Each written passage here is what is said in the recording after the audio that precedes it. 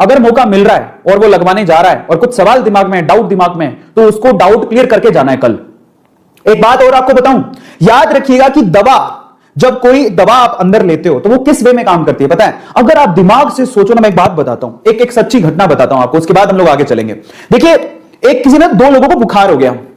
अब एक बंदे को तो रियल दवाई दी गई फीवर को ठीक करने की, पर उसको कहा गया कि कोई पक्का नहीं है कि इससे ठीक हो जाएगी। उसको ये दिया गया और उसके अंदर दिमाग में डाउट भी डाल दिया गया।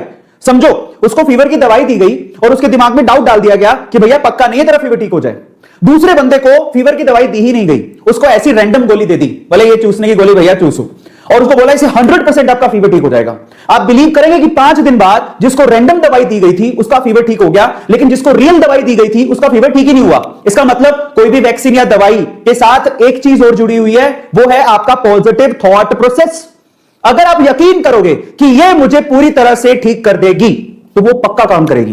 तो इसलिए वैक्सीन लगाने से पहले आपको भरोसा होना चाहिए, जो कि भरोसा है ही नहीं। अगर आपका भरोसा डगमगाया हुआ है तो आप मान के चलिए आपकी बॉडी का इम्यूनिटी सिस्टम उसको पॉजिटिव वे में रिस्पॉन्ड करेगा ही नहीं।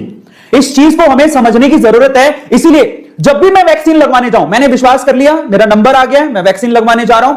जब भी मैं वैक्सीन लगवाने जाऊं, मैं एक पॉजिटिव थॉट प्रोसेस के साथ जाऊं, क्योंकि अब मैं वैक्सीन लगवाने जा रहा हूं, मुझे कुछ नहीं होगा, कोरोना मेरा कुछ नहीं बिगाड़ पाएगा। क्योंकि ये पॉजिटिविटी, आप माने नहीं माने, आपके सराउंडिंग एनर्जी होती है, ऑरा होता है, साइंस भी इस पे बिलीव करता है। और अगर आप पॉजिटिव थॉट प्रोसेस के साथ वैक्सीन लगवाने जाएंगे तो आपको कुछ भी नहीं होगा, आप कोरोना से बच भी जाएंगे।